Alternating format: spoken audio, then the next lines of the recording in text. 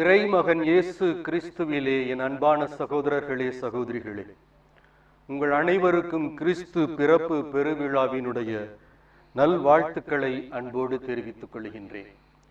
அன்பானவர்களே, டிசம்பர் மாதம் 25ஆம் தேதி அல்லது 24ஆம் தேதி நள்ளிரவு இந்த திருச்சபை, தாய் திருச்சபை, அதை கிறிஸ்து பிறப்பு நாளாக அது கொண்டாட நம்மை அழைக்கிறது.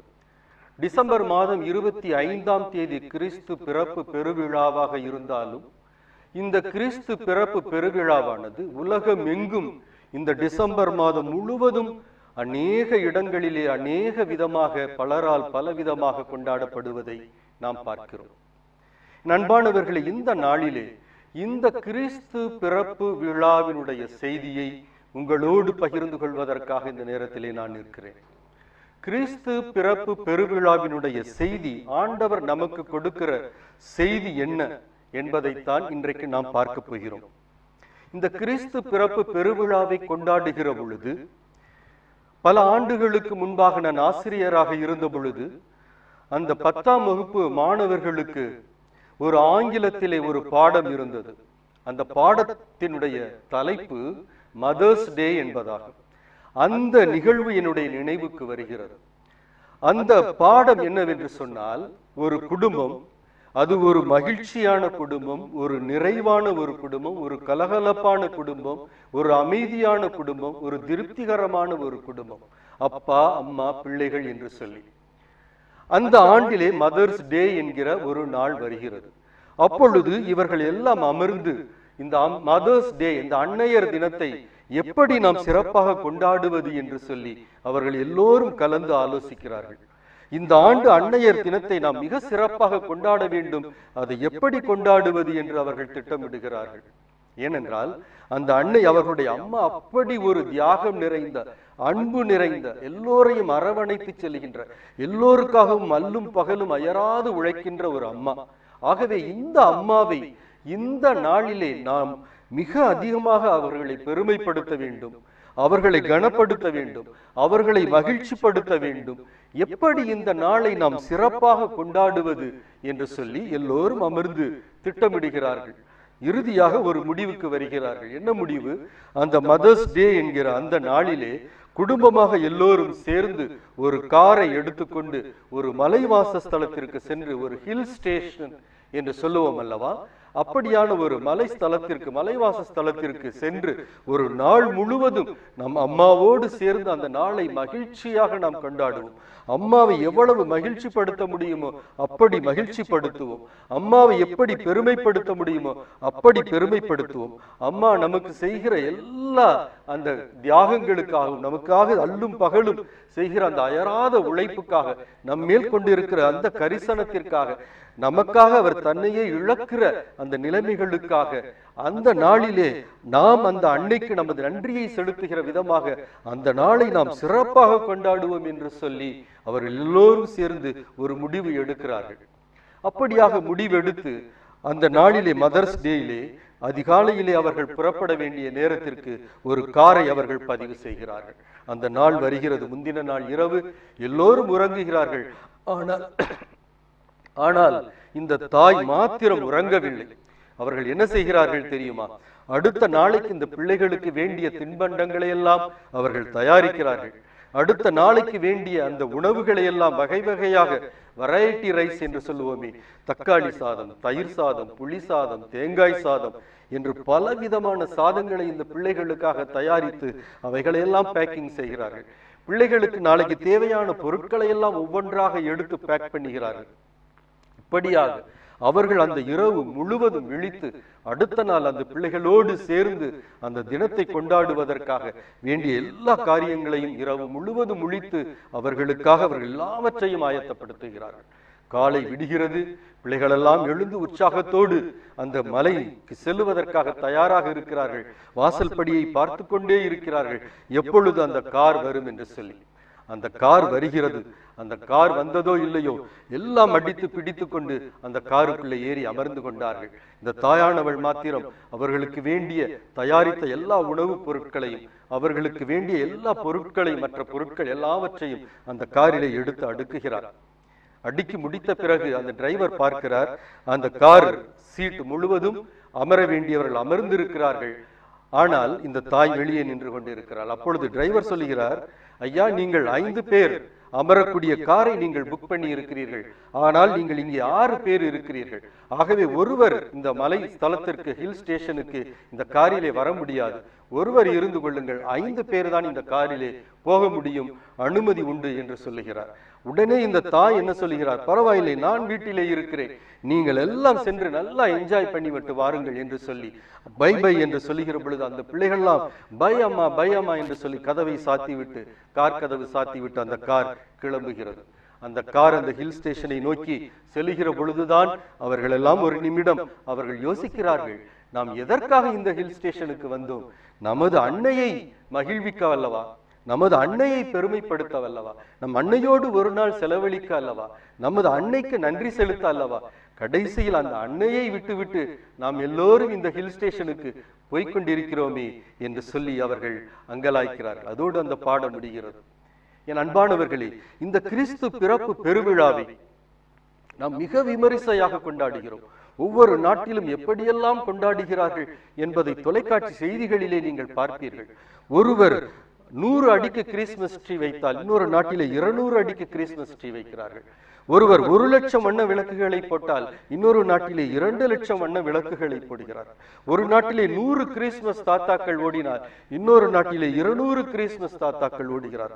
இப்படியெல்லாம் மிக மிக மிக விமரிசையாக உலகம் முழுவதும் இந்த கிறிஸ்து பிறப்பு பெருவிழா கொண்டாடப்படுவதை நீங்கள் பார்க்கிறீர்கள், கேட்கிறீர்கள், நீங்களும் கொண்டாடுகிறீர்கள். ஆனால் என் அன்பானவர்களே, இப்படியெல்லாம் இந்த கிறிஸ்து பிறப்பு பெருவிழா கொண்டாடப்படுகிறது.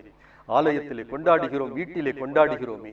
இந்த கிறிஸ்து பிறப்பு விழாவை கொண்டாடுகிற பொழுது, இந்த கொண்டாடுகிற இந்த நிகழ்விலே, இந்த இடத்திலே அந்த கிறிஸ்து இருக்கிறாரா என்பதை குறித்து தான் இன்றைக்கு நாம் தியானிக்க போகிறோம்.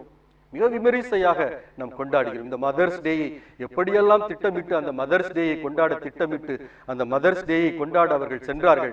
ஆனால் அந்த அன்னை இல்லாத ஒரு சூழ்நிலை அங்கே உண்டானது. அதே போலதான் இந்த கிறிஸ்து பிறப்பு விழாவை நாம் மிக அருமையாக சீரும் சிறப்புமாக அநேக திட்டங்கள் தீட்டி மிக மிக ஆடம்பரமாக விமரிசையாக இந்த உலகம் முழுவதும் இந்த டிசம்பர் மாசம் முழுவதும் கொண்டாடப்பட்டு கொண்டே இருக்கிறது. ஆனால் இந்த கிறிஸ்து பிறப்பு விழா கொண்டாடுகிற இடத்திலே, அந்த கொண்டாடுகிறவர்கள் மத்தியிலே, அவர்களது உள்ளங்களிலே அங்கே கிறிஸ்து இருக்கிறாரா என்பதைத்தான் இன்றைக்கு நாம் தியானிக்க போகிறோம். என் அன்பானவர்களை, ஒரு நிமிடம் யோசித்து பாருங்கள்.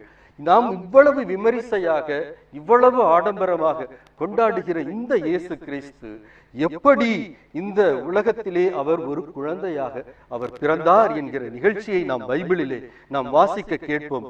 லூக்கா 2:6-7 நாம் வாசிக்க கேட்போம். அவர்கள் அங்கு இருந்த பொழுது மரியாவுக்கு பேறு காலம் வந்தது. அவர் தம் தலைமகனை பெற்றெடுத்தார். விடுதியில் அவர்களுக்கு இடம் கிடைக்கவில்லை. எனவே பிள்ளையை துணிகளில் பொதிந்து தீவன தொட்டியில் கிடத்தினர். பாருங்கள், இந்த நசரேத் என்கிற ஊரிலே இந்த சூசையும் மரியாளும் இருக்கிறார்கள். மரியாள் நிறைமாத கர்ப்பிணியாக இருக்கிறாள். அப்பொழுது ஒரு அரசு ஆணை வருகிறது. அவரவர்கள் சொந்த ஊரிலே சென்று அவர்களுடைய பெயர்களை பதிவு செய்ய வேண்டும் என்று சொல்லி, குடிக்கணக்கு கொடுக்க வேண்டும் என்று சொல்லி கட்டளை வருகிறது. இந்த நிறைமாத கர்ப்பிணியை அழைத்து கொண்டு சூசை அங்கே பெத்லகேமிற்கு செல்லுகிறார். அங்கே பேறுகாலம் வருகிறது. அந்த குழந்தையை பெற்றெடுப்பதற்காக ஒவ்வொரு வீடாக அவர்கள் அலைந்து சென்று ஒரு இடம் கேட்கிறார்கள். ஒரு வீட்டிலும் ஒருவர் கூட அனுமதிக்கவில்லை. கடைசியாக சரி, இலவசமாக எல்லோரும் சென்று தங்குகிற ஒரு சத்திரம் இருக்கிறது, அந்த சத்திரத்திலாவது நாம் போய் இந்த குழந்தையை பெற்றெடுக்கலாம் என்று சொல்லி அந்த சத்திரத்திற்கு போகிறார்கள். அந்த சத்திரத்திலும் அவர்களுக்கு இடமில்லை. கடைசியாக அவர்கள் அந்த ஊரை விட்டு ஒதுக்குப்புறமாக வெளியே வருகிறார்கள். அங்கே ஒரு மாட்டு தொழுவத்திலே அந்த குழந்தையை அவர்கள் பெற்றெடுக்கிறார்கள். பாருங்கள், ஒரு ஏழ்மையினுடைய ஒரு உச்சகட்டம், ஒரு தனிமையினுடைய ஒரு உச்சகட்டம், ஒரு சங்கடமான, எவ்வளவு சங்கடமான ஒரு சூழ்நிலை பாருங்கள். அந்த சூழ்நிலையில் அந்த மகன் இயேசுவை அன்னை மரியாள் அங்கே பெற்றெடுக்கிறார். இந்த அன்னை மரியாளிடம் இந்த இயேசு எப்படி பிறக்கிறார் என்பதை பவுலடியார் பிலிப்பியருக்கு எழுதுகிற கடிதத்திலே 2:6-8 அவர் கூறுவதை பாருங்கள். கடவுள் வடிவில் விளங்கிய அவர் கடவுளுக்கு இணையாயிருக்கும் நிலையை வலிந்து பற்றிக் கொண்டிருக்க வேண்டிய ஒன்றாக கருதவில்லை. ஆனால் தம்மையே வெறுமையாக்கி அடிமையின் வடிவை ஏற்று மனிதருக்கு ஒப்பானார். மனித உருவில் தோன்றி. பாருங்கள், இந்த பவுலடியார் இந்த கிறிஸ்து எப்படி இந்த உலகத்திற்கு அவர் வந்தார் என்பதை எப்படி கூறுகிறார் பாருங்கள். கடவுள் தன்மையில் விளங்கிய நம் ஆண்டவராகிய இயேசு கிறிஸ்து கடவுளுக்கு நிகரான தன் நிலையை அவர் வலிந்து பற்றிக் கொண்டிருக்க வேண்டிய ஒன்றாக கருதாமல் தன்னுடைய கடவுள் தன்மையை அவர் இழக்கிறார். தம்மையே அவர் வெறுமையாக்குகிறார். ஒரு அடிமையின் கோலம் கூறுகிறார். ஒரு மனிதனாக இந்த உலகத்திற்கு வருகிறார். அதைத்தான் நம் ஆண்டவராகிய இயேசு கிறிஸ்து அந்த மாட்டு தொழுவத்திலே அவர் வெறுமையாய், அவர் ஏழ்மையாய், ஒரு தனிமையாய் அந்த இடத்திலே அவரை பிறப்பதை நாம் பார்க்கிறோம். எனக்கு அன்பானவர்களே, இப்படி ஒரு ஏழ்மையினுடைய, ஒரு வறுமையினுடைய, ஒரு தனிமையினுடைய, ஒரு சங்கடமான ஒரு சூழ்நிலையினுடைய ஒரு உச்ச கட்டத்திலே இப்படி இந்த இயேசு ஒரு குழந்தையாக பிறந்தாரே, இதை இன்றைக்கு நாம் ஒரு மாபெரும் விழாவாக மகிழ்ச்சியாக கொண்டாடுகிறோமே. இது எப்படி அது சாத்தியம்? இது பைபிள் எப்படி இதை ஒரு மகிழ்ச்சியான நிகழ்வு என்று, ஏன் இதை ஒரு மகிழ்ச்சியான நிகழ்வு என்று சொல்லுகிறதை நாம் விவிலியத்தில் இருந்து பார்ப்போம். லூக்கா 2:10 வாசிக்க கேட்போம். வானதூதர் அவர்களிடம் அஞ்சாதீர்கள், இதோ எல்லா மக்களுக்கும் பெரும் மகிழ்ச்சியூட்டும் நற்செய்தியை உங்களுக்கு அறிவிக்கிறேன். பாருங்கள், அந்த இயேசு குழந்தையாக அந்த மாட்டு தொழுவத்திலே பிறக்கிற நேரம், அதே அந்த நடு இரவு சாமத்திலே இடையர்கள் வெட்ட வெளியிலே தங்கள் ஆடுகளை அந்த மந்தையை அவர்கள் காவல் காத்து கொண்டிருக்கிறார்கள்.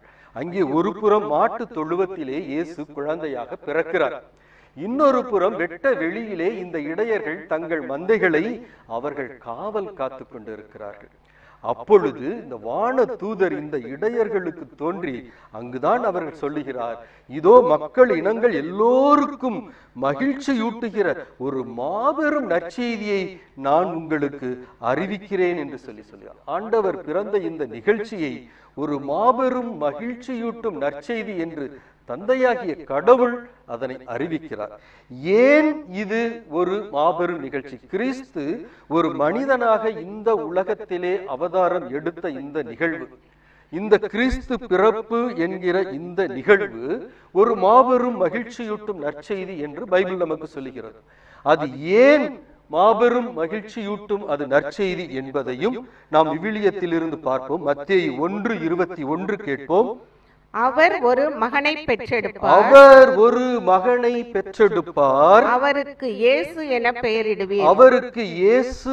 பெயரிடுவீர். ஏனெனில் அவர் தம் மக்களை அவர்களுடைய பாவங்களிலிருந்து மீட்பார். பாருங்கள், இது ஏன் ஒரு மாபெரும் மகிழ்ச்சியூட்டுகிற நற்செய்தி என்று சொன்னால், இந்த இயேசு ஒரு பாலகனாக, ஒரு குழந்தையாக, ஒரு மனிதனாக அவர் பிறக்கிறாரே, அவர் எதற்காக இந்த மனித அவதாரம் எடுக்கிறார் என்று சொன்னால், தம் மக்களை பாவங்களிலிருந்து மீட்பதற்காக அவர் இந்த மனித அவதாரம் எடுக்கிறார். ஒரு மிக மிக மகிழ்ச்சியான, இந்த உலகத்திலேயே மிக மகிழ்ச்சியான ஒரு செய்தி என்று சொன்னார், ஒருவர் தன்னுடைய பாவத்தில் இருந்து மீட்டு எடுக்கப்படுதல் தான் மகிழ்ச்சியான செய்தி. நாம் எப்பொழுது பாவத்திற்கு அடிமையாகிறோமோ அப்பொழுது கடவுளினுடைய பிள்ளை என்கிற அந்த ஸ்தானத்தில் இருந்து நாம் விலகி போகிறோம். கடவுளுடைய பிள்ளை என்கிற அந்த உரிமையை நாம் இழந்து போகிறோம். அந்த பாவத்தில் இருந்து நாம் விடுவிக்கிற பொழுதுதான் மீண்டும் நாம் கடவுளுடைய பிள்ளை என்கிற அந்த உரிமை பேற்றை பெறுகிறோம். அதுதான் இந்த உலகத்திலேயே மிக மிக மிக மகிழ்ச்சியான ஒரு செய்தி. என் அன்பானவர்களே, இந்த உலகத்தை அதனுடைய பாவத்தினுடைய அடிமைத்தனத்தில் இருந்து மீட்பதற்காகத்தான் தந்தையாகிய கடவுள் தன் மகனை, ஒரே பேரான மகனை இந்த உலகத்திற்கு அனுப்புகிறார். ஒரு பாவி மனம் திரும்புவது எத்தகைய ஒரு மகிழ்ச்சியான நிகழ்வு! எப்படிப்பட்ட ஒரு மகிழ்ச்சி என்பது, விண்ணகத்திலே எப்படிப்பட்ட ஒரு மகிழ்ச்சி என்பதை நமக்கு பைபிள் சொல்லுகிறது. லூக்கா 15:7 கேட்போம். மனம் மாற தேவையில்லாத 99 நேர்மையாளர்களை குறித்து உண்டாகும் மகிழ்ச்சியை விட மனம் மாறிய ஒரு பாவியை குறித்து விண்ணுலகில் மிகுதியான மகிழ்ச்சி உண்டாகும். நன்றாக கவனியுங்கள். 100 நேர்மையாளர்கள் அங்கே விண்ணகத்திற்கு வருவதை விட ஒரு பாவி தன்னுடைய பாவத்தில் இருந்து மீட்கப்படுகிற பொழுது அந்த விண்ணகத்திலே அப்படிப்பட்ட ஒரு மகிழ்ச்சி அங்கே ஏற்படுகிறது என்று சொல்கிறார். ஒரு பாவி மனம் திரும்பினால், மனம் மாறினால், பாவத்தில் இருந்து மீட்கப்பட்டால் இப்படி ஒரு மகிழ்ச்சி விண்ணகத்திலே ஏற்படும் என்று சொன்னார். இந்த உலகம் முழுவதையும் பாவத்திற்கு அடிமையாகி இருந்த இந்த உலகத்தினுடைய முழு மக்களையும் அந்த பாவத்தினுடைய அடிமைத்தனத்திலிருந்து மீட்பதற்காக இந்த இயேசு இந்த உலகத்திலே மனித அவதாரம் எடுக்கிறாரே, அது எவ்வளவு பெரிய ஒரு மகிழ்ச்சியான, இந்த உலகத்தினுடைய வரலாற்றிலே மகிழ்ச்சியான சம்பவம் பாருங்கள். ஆகவேதான் என் அன்பானவர்களே, இந்த கிறிஸ்து பிறப்பு பெருவிழா, கிறிஸ்து அவர் ஏழ்மையிலே பிறந்திருந்தாலும், கிறிஸ்து ஒரு வறுமையின் நிலவிலே பிறந்திருந்தாலும், கிறிஸ்து தனிமையிலே யாரும் இல்லாத ஒரு சூழலிலே பிறந்திருந்தாலும், கிறிஸ்து ஒரு மாட மாளிகையில் பிறக்காமல் ஒரு மாட்டு தொழுவத்திலே அவர் பிறந்திருந்தாலும், இது மக்கள் இனங்களுக்கெல்லாம் ஒரு மாபெரும் மகிழ்ச்சியூட்டுகிற ஒரு நற்செய்தி. ஏனென்றால் இந்த உலக மனுக்குலத்தை அவர் இந்த பாவத்தினுடைய அடிமைத்தனத்திலே இருந்து மீட்டெடுப்பதற்காகத்தான் ஒரு குழந்தையாக இந்த மண்ணுலகத்திற்கு வருகிறார். என் அன்பானவர்களே, தந்தையாகிய கடவுள் ஒரு மாபெரும் திட்டத்தை இந்த மனுக்குலத்தை மீட்பதற்காக அவர் தன்னுடைய கையிலே அவர் வைத்து அதை செயல்படுத்துவதை பார்க்கிறோம். தந்தையாகிய கடவுள் தம் ஒரே பேரான மகனை இந்த உலகத்திற்கு அனுப்புவதற்கு முன்பாக, இந்த உலகத்திலே இயேசு ஒரு குழந்தையாக அவர் பிறப்பு எடுப்பதற்கு முன்பாக தந்தையாகிய கடவுள் இந்த உலகத்தை அவர் ஆயத்தப்படுத்துகிறார். எப்படி ஆயத்தப்படுத்துகிறார்? இந்த உலகத்திற்கு அவர் ஒரு இறைவாக்கினரை அனுப்புகிறார். யார் அந்த இறைவாக்கினர்? திருமுழுக்கு யோவான். இந்த திருமுழுக்கு யோவான் தான் இந்த மனுக்குலத்தினுடைய வரலாற்றிலே, இந்த விவிலியத்தினுடைய வரலாற்றிலே வருகின்ற கடைசி இறைவாக்கினர் இந்த திருமுழுக்கு யோவான் தான். இறைமகனாகிய இயேசு கிறிஸ்து இந்த உலகத்திலே பிறப்பதற்கு, மனித அவதாரம் எடுப்பதற்கு முன்பாக இந்த உலகத்திற்கு அனுப்பப்பட்ட இறைவாக்கினர் இந்த திருமுழுக்கு யோவான் தான். கிறிஸ்து இந்த உலகத்திலே ஒரு குழந்தையாக, ஒரு மனிதனாக, ஒரு மீட்பராக அவர் பிறப்பதற்கு முன்பாக இந்த உலகத்தை ஆயத்தப்படுத்துவதற்காக அனுப்பப்பட்ட ஒரு இறைவாக்கினர் தான் இந்த திருமுழுக்கு யோவான். இந்த திருமுழுக்கு யோவான் கிறிஸ்து பிறப்பிற்கு நம்மை ஆயத்தப்படுத்துவதற்கு, இந்த உலகத்தை ஆயத்தப்படுத்துவதற்கு அவர் என்ன கூறுகிறார் என்பதை லூக்கா 3:4-5 இப்பொழுது நாம் பார்ப்போம். பாலை நிலத்தில் குரல் ஒன்று முழங்குகிறது. ஆண்டவருக்காக வழியை ஆயத்தமாக்குங்கள். அவருக்காக பாதையை செம்மையாக்குங்கள். பள்ளத்தாக்குகள் எல்லாம் நிரப்பப்படும். மலை குன்று யாவும் தாழ்த்தப்படும். கோணலானவை நேராக்கப்படும். கரடுமுரடானவை சமதளமாக்கப்படும். இதான் பாலைவனத்திலே ஓங்கி ஒலிக்கின்ற குரல் என்று பைபிள் சொல்கிறது. இது யாருடைய குரல்? திருமுழுக்கு யோவானினுடைய குரல். ஆண்டவர் வருவதற்கு முன்பதாக இந்த பூமியை, மக்கள் இனங்களை ஆயத்தப்படுத்துகிற ஒரு குரல். அந்த குரல் என்ன சொல்லுகிறது? ஆண்டவருக்கான வழியை நீங்கள் ஆயத்தப்படுத்துங்கள். எப்படி ஆயத்தப்படுத்த வேண்டுமாம்? உங்கள் பாதைகளை செம்மையாக்குங்கள். பள்ளத்தாக்குகள் எல்லாம் நிரப்பப்படட்டும், மலை குன்றுகள் எல்லாம் தாழ்த்தப்படட்டும், கோணலானவை நேராகட்டும், கரடு முரடானவை சமதளமாகட்டும் என்று சொல்லுகிறார். என் அன்பானவர்களே, என்ன இது? பாதையை செம்மையாக்குதல் என்றால் என்ன? பள்ளத்தாக்கை நிரப்புதல் என்றால் என்ன? மலை குன்றுகளை தாழ்த்துதல் என்றால் என்ன?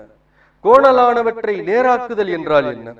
கரடுமுரடானவற்றை சமதளமாக்குவது என்றால் என்ன? இது நாம் நடந்து செல்கின்ற அந்த பாதையை குறிக்கிறதா? இன்றைக்கு இருக்கிறது 2 வழிச்சாலைகள், 4 வழிச்சாலைகள் என்று சொல்லி இந்த பாதைகளை எல்லாம் செம்மைப்படுத்துகிறதை குறிக்கிறதா? இது எதை குறிக்கிறது? இதன் வழியாக என்ன நாம் செய்ய வேண்டும் என்பதை இந்த கூக்குரல், பாலைவனத்து குரல் வழியாக ஆண்டவர் அதே திருமுழுக்கு யோவான் வழியாக இதனுடைய பொருள் என்ன? இந்த பாதையை செம்மையாக்குதல் என்றால் என்ன? பள்ளத்தாக்கை நிரப்புதல் என்றால் என்ன? மலை குன்றை தாழ்த்துதல் என்றால் என்ன? கோணலை நேராக்குதல் என்றால் என்ன?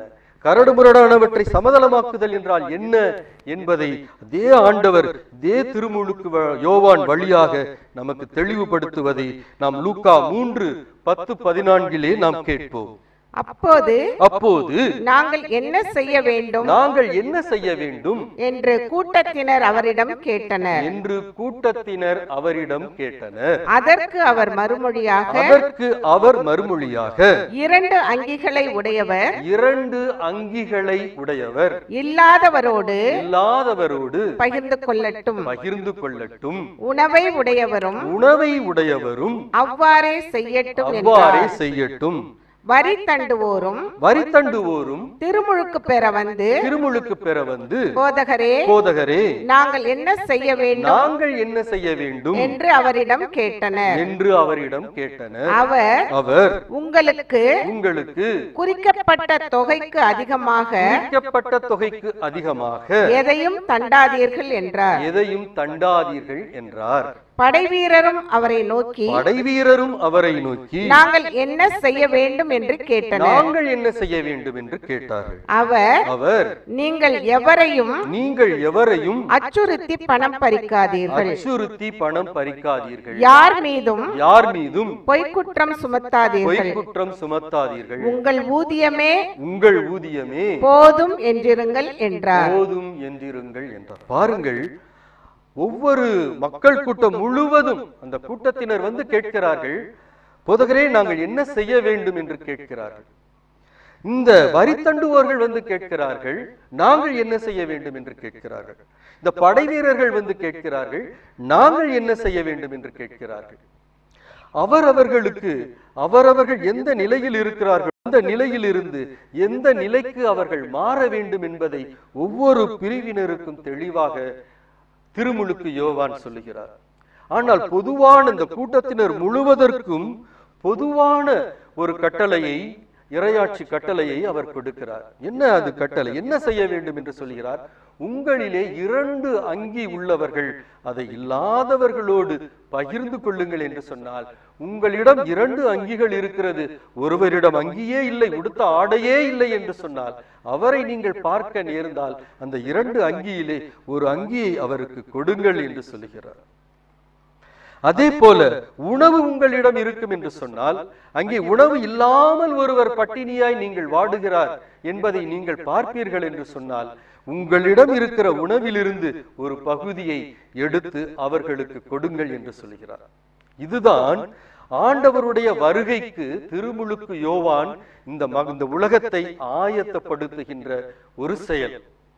அவர் சொல்லுகிறாரே, இந்த பாதைகள் செம்மையாக்குதல், பள்ளத்தாக்குகள் நிரப்பப்படுதல், குன்றுகள் தாழ்த்தப்படுதல், கோணலானவை நேராக்கப்படுதல், கரடுமுரடானவை சமமாக்கப்படுதல் என்று சொல்லுகிறாரே, இது எதை குறிக்கிறது? உன்னிடம் 2 அங்கிகள் இருக்கிறதா? ஒருவனிடம் உடையே இல்லையா? அவனுக்கு ஒரு அங்கியை கொடு. உன்னிடம் உணவு அதிகமாக இருக்கிறதா? ஒருவன் பசியால் வாடுகிறானா? உன்னுடைய உணவில் இருந்து ஒரு பகுதியை கொடு. இது ஒரு பொதுவான ஒரு கட்டளையாக, ஒரு பொதுவான இறைவாக்காக திருமுழுக்கு யோவான் அந்த கூட்டத்தினர் என்று பைபிள் சொல்கிறது, எல்லாருக்குமான ஒரு நியதியாக அவர் சொல்லுகிறார். கிறிஸ்துவினுடைய அந்த பிறப்பிற்கு ஆயத்தப்படுத்துகிற பொழுது அடுத்து ஒவ்வொரு பிரிவினராக வந்து கேட்கிற பொழுது அந்த வரி தண்டுவோர் வந்து கேட்கிறார்கள். அவர்களுக்கு சொல்லுகிறார், குறிப்பிட்ட தொகைக்கு மேல் நீங்கள் தண்டாதீர்கள். ஏனென்றால் இந்த வரி தண்டுகிறவர்கள் எல்லாம் அவரவர்கள் இஷ்டத்திற்கு, அவர்கள் ஒரு விதவையாக இருக்கலாம், அல்லது ஆதரவற்றவர்களாக இருக்கலாம், அல்லது ஒரு முதியவராக இருக்கலாம், அல்லது ஒன்றும் இல்லாத கஷ்ட உணவுக்கு வழி இல்லாதவர்களாக இருக்கலாம். எல்லாரும் கூட யார் எவர் என்று பாராமல் பணத்தை அவர்களிடம் இருந்து பெற்று செல்வதிலே குறியாயிருப்பவர்கள். அவர்கள் என்ன செலுத்த வேண்டுமோ அதை விட பன்மடங்கு அவர்களை கொடுமைப்படுத்தி வசூலிக்கக்கூடிய காலம் அந்த காலகட்டமாயிருந்தது. ஆகவேதான் அவர்களுக்கு என்ன செய்ய வேண்டும் என்பதை அவர்களிடம் சொன்னார், குறிப்பிட்ட தொகைக்கு மேல் நீங்கள் வரி தண்டாதீர்கள் என்று சொல்லி. அதே போல படை வீரர்கள் வருகிறார். அவர்கள் என்ன செய்கிறார்கள்? பாதுகாக்க வேண்டிய இந்த படை வீரர்கள் மக்களை அச்சுறுத்தி பணம் பறிக்கிறார்கள், பொய்க்குற்றம் சுமத்தி பணம் பறிக்கிறார்கள். இதை நீங்கள் செய்யாதீர்கள் என்று சொல்கிறார். அவர் ஒவ்வொரு பிரிவாக கூறிக்கொண்டிருக்க இங்க பைபிளிலே அவசியம் இல்லை. ஒரு உதாரணத்திற்கு 2 பைபிள் நமக்கு சொல்லுகிறது. வரி தண்டுவர்களையும் படை வீரர்களையும். இன்றைய சூழலிலே இன்று பல்வேறு மக்களை நாம் பார்க்கிறோம். ஆசிரியர்கள் என்று ஒரு பிரிவினர், அரசு ஊழியர்கள் என்று பிரிவினர், மருத்துவர்கள், என்ஜினியர்கள், விஞ்ஞானிகள், படை வீரர்கள், காவல்துறையினர் என்று பல்வேறு பிரிவுகளாக பார்க்கிறோம்.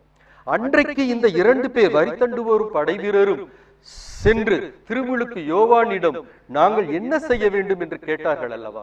இன்றைக்கு நாம் ஒவ்வொருவரும் இந்த கிறிஸ்து பிறப்புக்காக ஆயத்தப்படுத்துகிற நாம் ஒவ்வொருவரும் இன்றைக்கு நம் ஆண்டவரை பார்த்து நாம் கேட்க வேண்டும்.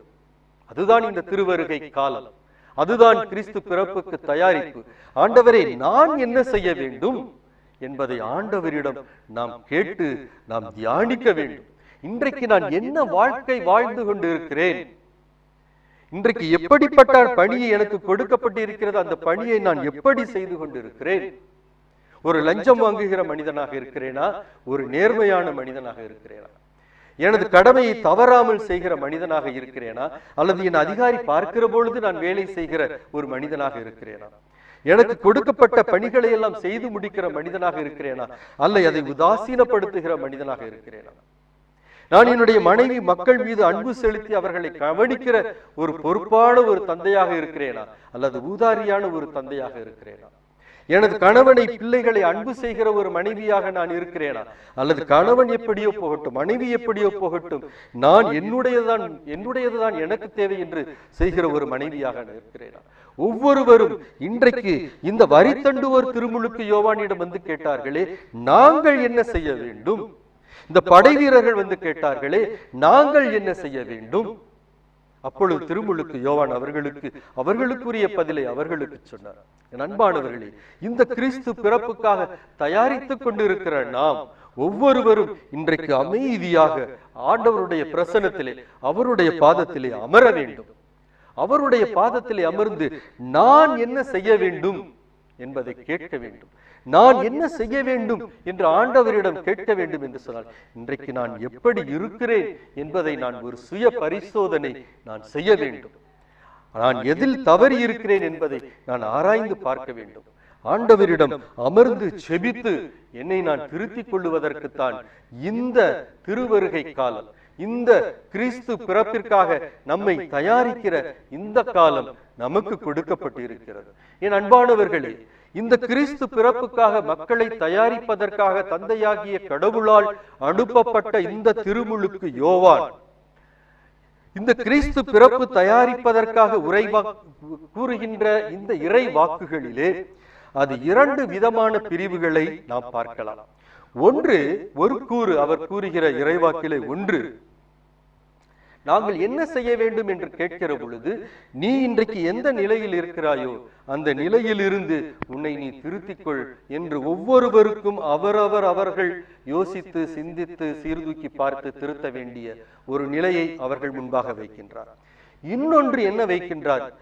இந்த முதலாவது இந்த சுய பரிசோதனை செய்து நம்மை நாம் திருத்திக் கொள்ளக்கூடிய அந்த இறைவாக்கு அது ஒரு இண்டிவிஜுவல், ஒவ்வொருவருக்கும் தனிப்பட்ட ஒரு இறைவாக்கு. ஒவ்வொருவரும் ஆண்டவருடைய பாதத்திலே அமர்ந்து பெற வேண்டிய ஒரு இறைவாக்கு. ஆனால் மற்றொன்று சொல்லுகிறாரே, உன்னிடம் 2 அங்கிகள் இருந்தால் ஒன்றை இல்லாதவருக்கு கொடு, உன்னிடம் இருக்கும் உணவையும் நீ அவ்வாறே செய் என்று சொல்லுகிறார் அல்லவா? இது ஒரு யுனிவர்சல் ஒரு இறைவாக்கு. எல்லாருக்குமான ஒரு இறைவாக்கு. இந்த முதலாவது என்னை சுய பரிசோதனை செய்து கொண்டு என்னுடைய வழிகளை மாற்றிக்கொள்ளுவது ஒருவேளை ஒரு எளிதான ஒரு காரியமாக, செய்யக்கூடிய காரியமாக இருக்கலாம். அது நாம் செய்வோம். ஆனால் ஒரு யுனிவர்சலான ஒரு இன்ஸ்ட்ரக்ஷன், ஒரு இறைவாக்கு கொடுக்கிறாரே, உன்னிடம் 2 அங்கிகள் இருக்கும் என்று சொன்னால் அதை ஒன்றை இல்லாதவனுக்கு கொடு. உன்னிடம் உணவு இருக்கும் என்று சொன்னால் அதை பசியாய் இருக்கிற ஒருவனுக்கு கொடு என்று சொன்னால், உன்னிடம் இருக்கிறதை நீ இல்லாதவர்களோடு பகிர்ந்து கொள் என்கிற ஒரு யுனிவர்சல் இறைவாக்கு, உலகம் முழுமைக்குமான ஒரு இறைவாக்கு கொடுக்கிறாரே, அதை நான் என்னுடைய வாழ்க்கையிலே அதை செயல்படுத்துவதுதான் மிக கடினமான காரியம். ஒரு 20 ஆண்டுகளுக்கு முன்பாக கேரள மாநிலத்திலே இருக்கிற ஒரு உள்ளிருப்பு தியான மையத்திற்கு தியானம் செய்வதற்காக சென்றேன். 6 நாட்கள் தியானம், 5 நாட்கள் மிக அருமையாக மக்கள் எல்லாம் அந்த தியானத்தில் அப்படியே அந்த இறை பிரசனத்திலே அவர்கள் எல்லாம் அப்படியே மூழ்கி போய் இறைவனோடு ஒன்றித்திருந்தார்கள். பாடுவதிலும், ஜெபிப்பதிலும், துதிப்பதிலும், ஆராதிப்பதிலும், இறைவார்த்தையை அவர்கள் கேட்பதிலும் அப்படியாய் அந்த 5 நாட்களும் அவர்கள் இறைவனோடு அப்படியே ஐக்கியமாகி ஒன்றித்திருந்தார்கள். 6வது நாள் செய்தி கொடுக்க ஒருவர் வந்தவர் அந்த மக்களை பார்த்து கேட்டார், இன்றைக்கு தியானம் நிறைவு ஆகியிருக்கிறது. 5 நாட்கள் நீங்கள் இறைவனோடு ஐக்கியமாகி இருந்திருக்கிறீர்கள். இறைவனுடைய வார்த்தையை 5 நாட்கள் நீங்கள் கேட்டிருக்கிறீர்கள். உங்களுடைய வாழ்க்கையில இனி நீங்கள் ஒவ்வொரு நாளும் வேதத்தை கையில் எடுத்து வாசிப்பீர்களா? அப்படி இனி நான் ஒவ்வொரு நாளும் வேதத்தை கையில எடுத்து வாசிப்பேன் என்று சொல்லுகிறவர்கள் எல்லாம் கைகளை உயர்த்துங்கள் பார்க்கலாம் என்று சொல்லுகிறார். எல்லோரும் கைகளை உயர்த்துகிறார்கள்.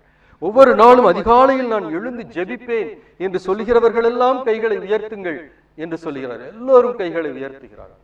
நான் என்னுடைய பணித்தளத்துக்கு பங்குக்கு சென்று அங்கு இருக்கிற ஜெப குழுக்களோடு நான் இணைந்து அவர்களோடு பணியாற்றுவேன் என்று சொல்லுகிறவர்கள் எல்லாம் கைகளை தூக்குங்கள் என்று சொல்ல எல்லோரும் கைகளை தூக்குகிறார்கள். ஒவ்வொரு நாளும் நான் திருப்பலிக்கு செல்லுவேன், நான் திவ்ய நன்மை வாங்குவேன் என்று சொல்லுகிறவர்கள் எல்லாம் கை தூக்குங்கள் என்று எல்லோரும் கைகளை தூக்குகிறார்கள். இறுதியாக அவர் ஒரு கேள்வியை கேட்டு, இதை செய்கிறவர்கள் எல்லாம் கைகளை தூக்குங்கள் என்று சொல்லுகிற பொழுது ஒருவர் கூட கை தூக்க காணோம். நானும் அங்கேதான் இருக்கிறேன், என்னை உட்பட யாரும் கை தூக்கவில்லை. ஆனால் ஒவ்வொருவரும் அருகிலே இருப்பவர்களை பார்க்கிறார்கள், யாராவது கை தூக்குகிறார்களா என்று சொல்லி. அங்கே ஒருவரும் கை தூக்கவில்லை. அப்படி என்ன அவர் கேள்வியை கேட்டார் பாருங்கள். உங்களிடம் ஒரு 4 வளையல்கள் இருக்கும் என்று, தங்க வளையல்கள் இருக்கும் என்று சொன்னார். உங்கள் ஊரிலே ஒரு ஏழை வீட்டிலே திருமணம் நடக்கிறது என்று சொன்னால் உங்களிடம் இருக்கிற அந்த 4 வளையலிலே ஒரு வளையலை நீங்கள் கொடுப்பீர்களா? உங்களிடம் 4 பட்டுப்புடவைகள் இருக்கிறது என்று சொன்னால் அதில் ஒரு பட்டுப்புடவையை நீங்கள் எடுத்து ஒரு திருமணம் நடக்கிற வீட்டிலே கொண்டு போய் கொடுப்பீர்களா? இப்படியான ஒரு கேள்வியை கேட்கிற பொழுது அங்கே எல்லோரும் தயங்கி ஒருவரை ஒருவர் பார்க்க, நீங்கள் எத்தனை பேர் ஆண்டவருக்காக உங்கள் ஜீவனை கொடுப்பீர்கள் என்று சொல்லுகிற பொழுது, கேட்கிற பொழுது கூட இந்த கைகளை உயர்த்துகிறவர்கள். உன்னோட 2 வளையல் இருக்கு, அதுல ஒரு வளையலை நீ கொடுப்பியா இல்லாதவங்களுக்கு? உன்னோட 2 செயின் இருக்குது, ஒரு செயினை இல்லாதவங்களுக்கு கொடுப்பியா என்று கேட்கிற பொழுது அந்த கைகளை உயர்த்த முடியவில்லை. ஆமீன் அன்பானவர்களே, இந்த சுயம் என்பது நமது அந்த ஊனோடு அது பிறக்கிற பொழுது உண்டான ஒன்று.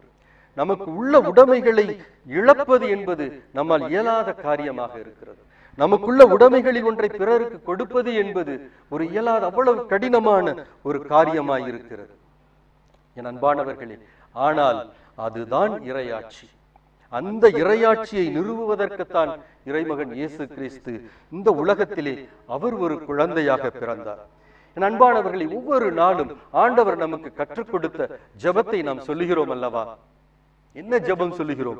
விண்ணுலகில் இருக்கிற எங்கள் தந்தையே, உமது பெயர் தூயது என போற்ற பெறுக, உமது ஆட்சி வருக என்று சொல்லுகிறோமே. அந்த இறைவனுடைய இறை ஆட்சி ஒவ்வொரு நாளும் வர வேண்டும் என்று நாம் செபிக்கிறோம் அல்லவா? இந்த இறையாட்சி எப்படி இந்த உலகத்திற்கு வரும்? இந்த இறையாட்சி எப்படி இந்த மக்களிடையே அது செயல்முறைக்கு வரும்? அந்த திருமுழுக்கு யோவான் சொன்னார் அல்லவா, உங்களிலே 2 அங்கி வைத்திருப்பவர்கள் ஒன்றை இல்லாதவரோடு பகிர்ந்து கொள்ளுங்கள், உணவு வைத்திருப்பவர்களும் அவ்வாறே செய்யுங்கள் என்று சொன்னார் அல்லவா?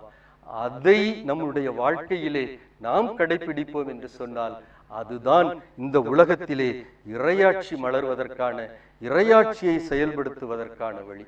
ஒவ்வொரு நாளும் உமது ஆட்சி வருக, உமது ஆட்சி வருக என்று தவறாமல் ஜெபிக்கிற நாம், அந்த இறைவனுடைய ஆட்சி இந்த உலகத்திலே நிறுவப்படுவதற்கு, அந்த இறையாட்சி இந்த உலகத்திலே கொண்டு வருவதற்கு நாம் என்ன செய்ய வேண்டும், நாம் என்ன செய்ய போகிறோம் என்பதை ஆராய்கிற காலம்தான், சிந்தித்து பார்க்கிற காலம்தான் கிறிஸ்து பிறப்பிற்காக நம்மை தயாரிக்கின்ற காலம். என் அன்பானவர்களே, கிறிஸ்துவினுடைய இந்த கிறிஸ்து குழந்தையாக இந்த உலகத்திலே உதித்தது கிறிஸ்துவினுடைய முதல் வருகை. கிறிஸ்துவினுடைய முதல் வருகையை நாம் சிந்திக்கிற போதெல்லாம் கிறிஸ்துவினுடைய இரண்டாம் வருகையையும் நம்மளுடைய மனதிலே நாம் கொள்ள வேண்டும். இந்த இரண்டாவது வருகையிலே நம் ஆண்டவராகிய இயேசு கிறிஸ்து மத்தேயு 25:34 நாம் வாசிக்க கேட்போம், என்ன சொல்கிறார் என்று. பின்பு அரியணையில் வீற்றிருக்கும் அரசர், பின்பு அரியணையில் வீற்றிருக்கும் அரசர் தம் வலப்பக்கத்தில் உள்ளோரை பார்த்து, தம் வலப்பக்கத்தில் உள்ளோரை பார்த்து, என் தந்தையிடமிருந்து ஆசி பெற்றவர்களே, என் தந்தையிடமிருந்து ஆசி பெற்றவர்களே, வாருங்கள், வாருங்கள், உலகம் தோன்றியது முதல், உலகம் தோன்றியது முதல் உங்களுக்காக ஏற்பாடு செய்யப்பட்டிருக்கும் ஆட்சியை, ஏற்பாடு செய்யப்பட்டிருக்கும் ஆட்சியை உரிமை பேராக பெற்றுக் கொள்ளுங்கள், உரிமை பேராக பெற்றுக் கொள்ளுங்கள். என்பானவர்களே, யார் இந்த தந்தையினுடைய ஆசி பெற்றவர்? யார் உலகம் தோன்றியது முதல் ஏற்பாடு செய்யப்பட்டிருக்கும் ஆட்சியை விண்ணக வீட்டை உரிமையாக்கிக் கொள்ளுங்கள் என்று அழைக்கிறாரே, யார் இவர்கள் என்பதை தொடர்ந்து நாம் விவிலியத்திலே பல முறை வாசிக்க கேட்டிருக்கிறோம். நான் பசியாயிருந்தேன், நீங்கள் எனக்கு உண்ண கொடுத்தீர்கள். நான் தாகமாயிருந்தேன், நீங்கள் எனக்கு குடிக்க கொடுத்தீர்கள். நான் ஆடையின்றி இருந்தேன், நீங்கள் என்னை உடுத்தினீர்கள். நான் நோயிற்று இருந்தேன், நீங்கள் என்னை பார்க்க வந்தீர்கள். நான் சிறையில் இருந்தேன், நீங்கள் என்னை சந்திக்க வந்தீர்கள். இவர்கள்தான் இந்த உலகம் தோன்றியது முதல் உங்களுக்காக உருவாக்கப்பட்டிருக்கும் இந்த விண்ணக வீட்டிற்கு உரிமையாளர்கள் என்று ஆண்டவர் சொல்லுகிறார். இவர்களை பார்த்துத்தான் ஆண்டவர் சொல்லுகிறார், வாருங்கள் என் தந்தையின் ஆசி பெற்றவர்களே என்று சொல்லுகிறார்.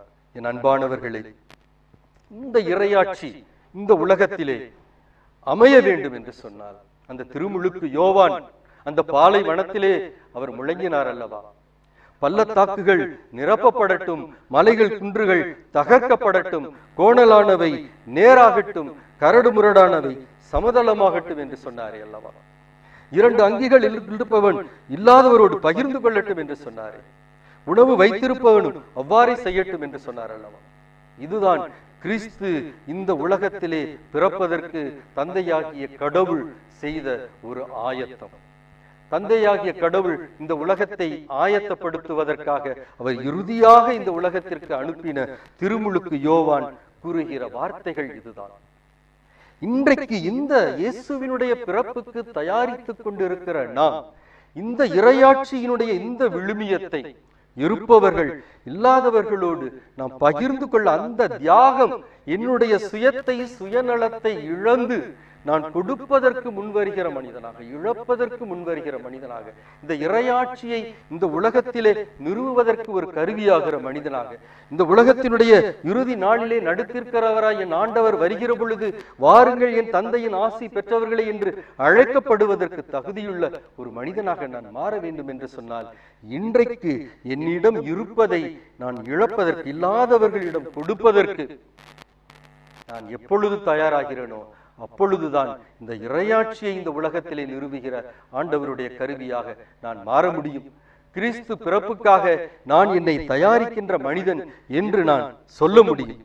என் அன்பானவர்களே, நீங்கள் பாருங்கள், மத்தேயு நற்செய்தி 7:22-23 நம் ஆண்டவர் கூறுகிற வார்த்தை மிக வியப்பான ஒரு வார்த்தையை அந்த இடத்திலே ஆண்டவர் கூறுகிறார். அந்த வார்த்தையை கேளுங்கள். அந்நாளில் பலர் என்னை நோக்கி ஆண்டவரே ஆண்டவரே ஆண்டவரே ஆண்டவரே உம் பெயரால் நாங்கள் இறைவாக்கு உரைக்கவில்லையா, உம் பெயரால் பேய்களை ஓட்டவில்லையா, உம் பெயரால் வல்ல செயல்கள் பல செய்யவில்லையா என்பர். என்பர். அதற்கு நான் அவர்களிடம் உங்களை எனக்கு தெரியவே தெரியாது. நெறிக்கேடாக செயல்படுவோரே என்னை விட்டு அகன்று போங்கள். எவ்வளவு பயங்கரமான ஒரு வார்த்தையை ஆண்டவர், ஒரு எச்சரிக்கையான ஒரு வார்த்தையை இங்கே சொல்லுகிறார் பாருங்கள். இவர்கள் ஆண்டவர் பெயரால் தான் இறைவாக்கு உரைத்தார்கள். இவர்கள் ஆண்டவர் பெயரால் தான் பேய்களை ஓட்டினார்கள். இவர்கள் ஆண்டவர் பெயரால் தான் பல வல்ல செயல்களை, புதுமைகளை செய்தார்கள். ஆனால் அவர்களுடைய நிலை இங்கே பரிதாபத்திற்குரிய நிலையாகிறது. அவர்களை பார்த்து ஆண்டவர் சொல்லுகிறார், நெறிகெட்டவர்களே என்னை விட்டு அகன்று போங்கள் என்றால் இது என்ன அர்த்தம்? ஆண்டவர் கூறிய அந்த பகிர்ந்து, அந்த அன்பு அவர்களிடம் இல்லாமலேயே அவர்கள் இந்த வல்ல செயல்களை எல்லாம் தங்களுடைய வாழ்க்கையிலே செய்கிற மனிதர்களாக அவர்கள் இருந்திருக்கிறார்கள். பசியாய் இருக்கிற ஒரு மனிதனுக்கு நான் உணவு கொடுக்காமல், ஆடை இல்லாமல் இருக்கிற ஒரு மனிதனுக்கு ஆடை கொடுக்காமல், தாகமாய் இருக்கிற ஒரு மனிதனுக்கு தண்ணீர் கொடுக்காமல் நான் பேய் ஓட்டுவதால் எந்த விதத்திலும் நான் கடவுளுக்கு உகந்த மனிதனாக முடியாது. பசியாய் இருக்கிற ஒரு மனிதனுக்கு உணவு கொடுக்காமல், தாகமாய் இருக்கிற ஒரு மனிதனுக்கு தண்ணீர் கொடுக்காமல், ஆடையின்றி இருக்கிற ஒரு மனிதனுக்கு ஆடை கொடுக்காமல் நான் இறைவாக்கு உரைத்தாலும் வல்ல செயல்கள் செய்தாலும் அது ஆண்டவருக்கு ஏற்புடைய காரியம் அல்ல என்பதை மிக தெளிவாக சொல்லுகிறார். ஆகவே என் அன்பானவர்களே, நான் இறைவாக்கு உரைப்பதை விட, பேய்களை ஓட்டுவதை விட, வல்ல செயல்கள், புதுமைகள் பல செய்வதை விட என்னோடு இருக்கிற அயலானை நான் நோக்கி பார்ப்பதுதான் பெரிய ஆண்டவருடைய பார்வையிலே ஒரு மிக பெரிய காரியமாயிருக்கிறது. இல்லாத ஒரு மனிதனை பார்க்கிற பொழுது என்னிடம் இருப்பதை நான் அவனோடு பகிர்ந்து கொள்வதுதான் ஆண்டவருடைய பார்வையிலே இறைவாக்கு உரைப்பதை விட, பேய்களை ஒட்டுவதை விட, வல்ல செயல்களை செய்வதை விட மிக உன்னதமான காரியமாயிருக்கிறது. என் அன்பானவர்களே, இந்த நாளிலே நம் ஆண்டவர் நம்மை பார்த்து கேட்கிறார், என் அன்பான மகனே, என் அன்பான மகளே, நீங்கள் மீட்பு பெறுவதற்காக, நீங்கள் வாழ்வு பெறுவதற்காக, நீங்கள் பாவத்தினுடைய அடிமைத்தனத்திலே இருந்து விடுபடுவதற்காக நான் என் ஒரே பேரான மகனை நான் உங்களுக்கு கையளித்தேனே, நீங்கள் என்ன செய்தீர்கள்? இன்று இந்த நாளிலே அந்த தந்தையாகிய கடவுள் நம்மை கேட்டார். நம் ஆண்டவராகிய இயேசு கிறிஸ்து, என் அன்பான மகனே, என் அன்பான மகளே, உங்களுக்காக, உங்களுடைய மீட்புக்காக, உங்கள் விடுதலைக்காக சிலுவையிலே, கல்வாரியிலே, சிலுவை மரத்திலே என் ஜீவனை பலியாக கொடுத்தேனே, நீங்கள் எனக்காக என்ன செய்தீர்கள் என்று கேட்டால் நான் இன்றைக்கு என்ன பதில் நான் அவருக்கு சொல்லுவேன்? அதுதான் இந்த கிறிஸ்து பிறப்புக்கு தயாரித்துக் கொண்டிருக்கிற இந்த நாளிலே நாம் ஒவ்வொருவரும் கேட்க வேண்டிய கேள்வியாக இருக்கிறது. என் அன்பானவர்களே, சிவகங்கை மறை மாவட்டத்திலே மிக்கேல்பட்டணம் என்கிற ஒரு கிராமம் இருக்கிறது. அங்கு நாங்கள் சிறுவர்களாக 40-50 ஆண்டுகளுக்கு முன்பாக நாங்கள் அங்கு படித்துக் கொண்டிருந்த பொழுது அங்கு 400 குடும்பங்களுக்கு மேலாக இருந்தார்கள். ஆனால் இன்றைக்கு அங்கே ஒரு 70 குடும்பங்கள் தான் இருக்கிறார்கள். எல்லோரும் அதிகமாக படித்து அந்த பணியின் நிமித்தமாக பல நகர்களுக்கும் பல நாடுகளுக்கும் பலர் சென்று விட்டார்கள். அதே போலதான் எங்கள் குடும்பமும் அந்த ஊரில் இருந்து இங்கே நகருக்கு வந்து விட்டது. அதிலே ஒரு குடும்பம், ஒரு தர்மநாதன் என்கிற ஒரு குடும்பம் இருந்தது. அவர்கள் கடந்த ஆண்டு அந்த கிறிஸ்துமஸிற்கு அவர்கள் எப்படி அந்த கிறிஸ்துமஸை கொண்டாட திட்டமிட்டார்கள், எப்படி செய்தார்கள் தெரியுமா? எல்லோரும் பிள்ளைகள், பேர பிள்ளைகள் எல்லோரும், ஒருவர் திருச்சியில, மதுரையில, பெங்களூர்ல, சென்னையில, அமெரிக்காவில என்று இருக்கிறார்கள். அவர்கள் எல்லோரும் சேர்ந்து இந்த கிறிஸ்துமஸை நாம் ஒரு பொருளுள்ள விதத்திலே கொண்டாடுவோம் என்று சொல்லி அந்த சிவகங்கை மறை மாவட்டத்திலே இருக்கிற ஒரு சிறிய, ஒரு மிக மிக மிக மிக எளிமையான கிறிஸ்தவ மக்கள், அவர்கள் யார் என்று உங்களுக்கு தெரியும். அந்த இடம், அந்த இடத்தினுடைய பெயர் மரியன்னை நகர் என்ற அந்த இடத்தினுடைய பெயர். மொத்தம் 18 குடும்பங்கள் தான் அங்கே இருக்கிறார்கள்.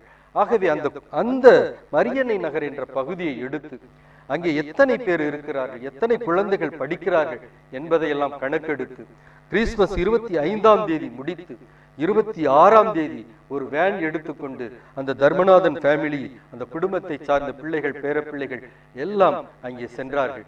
அங்கே சென்று ஒவ்வொரு வீடாக மக்களை சந்தித்து அவர்களுக்கெல்லாம் கிறிஸ்துமஸ் புத்தாடைகள் அவர்கள் வழங்கினார்கள். அவர்களோடு சேர்ந்து திருப்பலி கொண்டாடினார்கள். அவர்களோடு சேர்ந்து மதிய உணவு அவர்களோடு சேர்ந்து உட்கொண்டார்கள். 9 குழந்தைகள் படிக்கிற குழந்தைகளாக இருந்தார்கள். ஒவ்வொரு குழந்தைக்கும் அவர்களுடைய பேங்க் அக்கவுண்டிலே 10,000 ரூபாய் ஒவ்வொரு குழந்தைக்கும் 9 குழந்தைகளுக்கும் அவர்கள் போட்டார்கள். என் அன்பானவர்களே, அந்த தர்மநாதன் குடும்பம் என்கிற அவருக்கு 6 பிள்ளைகள். அந்த 6 பிள்ளைகள் அவர்களுடைய பிள்ளைகள் எல்லாம் சேர்ந்து இந்த கிறிஸ்துமஸை இவ்வாறு கொண்டாடினார்கள். அந்த குடும்பத்தில் நானும் ஒருவன். என் அன்பானவர்களே, இதை நாங்கள் செய்தோம் என்று விளம்பரப்படுத்துவதற்காக அல்ல.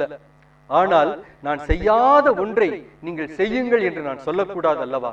ஆகவேதான் நாங்கள் செய்த ஒரு காரியத்தை ஒரு எடுத்துக்காட்டாக உங்களுக்கு சொல்லி, இப்படி நாம் ஒவ்வொருவரும் இந்த கிறிஸ்துமஸ் விழாவிற்கு நம் குடும்பம் நான் என்ன செய்ய முடியும், இந்த இறை ஆட்சி இருக்கிறவர்கள் இல்லாதவர்களோடு பகிர்ந்து கொள்ளுகிற ஒரு சமூகம்தான் ஒரு இறையாட்சி சமூகம் என்று சொன்னார். இந்த இறையாட்சி சமூகத்தை இந்த உலகத்திலே நிறுவுவதற்குத்தான் இயேசு மனிதராக பிறந்தார் என்று சொன்னார். அதுதான் கிறிஸ்துமஸ் என்று சொன்னார். இந்த நாளிலே நான் என்னை சிந்தித்து பார்க்க வேண்டும். எப்படி ஒரு அர்த்தமுள்ள ஒரு கிறிஸ்துமஸ் ஆகும் இதை நான் கொண்டாட முடியும்? இந்த கிறிஸ்துமஸிலே நான் எந்த அளவுக்கு என்னை நான் கொடுக்க முடியும், என்ன பகிர்ந்து கொள்ள முடியும்? இந்த கிறிஸ்துவினுடைய இந்த திருமுழுக்கு யோவானினுடைய இந்த அழைப்பை நான் எப்படி செயல்படுத்த முடியும்?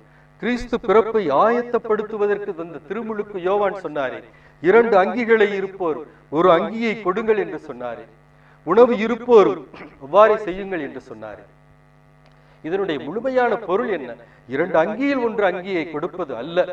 நாம் எல்லோரும் இருக்கிறவர்கள் இல்லாதவர்களோடு பகிர்ந்து கொள்ளுகிற ஒரு அழைப்பை இந்த கிறிஸ்து பிறப்பிலே, இந்த கிறிஸ்து பிறப்பினுடைய அழைப்பாக ஆண்டவர் நமக்கு கொடுக்கிறார். என் அன்பான சகோதரர்களே, என் அன்பான சகோதரிகளே, நாம் ஒவ்வொரு நாளும் ஜெபிக்கிறோம் அல்லவா? விண்ணுலகில் இருக்கிற எங்கள் தந்தையே, உமது பெயர் தூயதென போற்ற பெறுக, உமது ஆட்சி வருக என்று சொல்கிறோம். அது என்ன ஆட்சி? இறையாட்சி. அந்த இறையாட்சி இந்த உலகத்திலே வர வேண்டும் என்று சொன்னார். ஆண்டவர் ஒரு குழந்தையாக, ஒரு மனிதனாக, ஒரு மீட்பராக இந்த இறையாட்சி சமூகத்தை நிறுவுவதற்கு இந்த உலகத்திற்கு அவர் இறங்கி வந்தார் என்று சொன்னார். அந்த கிறிஸ்து பிறப்பை நான் கிறிஸ்துமஸாக பெருவிழாவாக நான் கொண்டாடுகிறேன் என்று சொன்னால், நான் செய்ய வேண்டிய காரியம், ஆண்டவர் இன்றைக்கு நமக்கு கொடுக்கக்கூடிய அழைப்பு, நீ எதை இன்றைக்கு இல்லாதவர்களோடு நீ பகிர்ந்து கொள்ளப் போகிறாய்? நான் கொண்டு வந்த இந்த இறையாட்சி சமூகத்தை நீ எப்படி நிறுவப் போகிறாய்? இந்த இறையாட்சி சமூகத்தை இந்த உலகத்திலே நிறுவுவதற்கு நீ எப்படி ஒரு கருவியாக இருக்க போகிறாய் என்ற கேள்விதான் இன்றைக்கு இந்த கிறிஸ்து பிறப்பு பெருவிழாவினுடைய தயாரிப்பினுடைய செய்தியாக ஆண்டவர் நம் முன்பாக ஒரு கேள்வியை வைக்கிறார். ஆம், என் அன்பான சகோதரனே, என் அன்பான சகோதரியே, இந்த கிறிஸ்து பிறப்பு பெருவிழாவை நாம் கொண்டாட போகிறோம். இந்த கிறிஸ்து பிறப்பு பெருவிழாவை ஒரு அர்த்தமுள்ள பொருளுள்ள விதமாக நாம் கொண்டாட வேண்டும் என்று சொன்னார். கிறிஸ்து நீ எனக்காக என்ன செய்தாய் என்று கேட்கிற பொழுது நாம் சொல்ல முடியாது கிறிஸ்துவிடம், ஆண்டவரே நான் உனக்காக ஒரு அழகான குடில் செய்தேன் ஆண்டவரே, ஆண்டவரே நான் உமக்காக ஒரு அழகான கிறிஸ்துமஸ் ட்ரீ செய்தேன் ஆண்டவரே, ஆண்டவரே உமக்காக நான் நிறைய அதிரசங்கள் செட்டு நான் பலருக்கு கொடுத்தேன் ஆண்டவரே. இதையெல்லாம் நாம் ஆண்டவரிடம் சொல்ல முடியாது. இதெல்லாம் நாம் அதிரசம் யாருக்கு கொடுத்தோம்? தீபாவளிக்கு நமக்கு கொண்டு அதிரசம் கொடுத்தவர்களுக்கு இந்த கிறிஸ்துமஸிலே அவர்களுக்கு நாம் அதிரசத்தை கொடுத்திருப்போம்.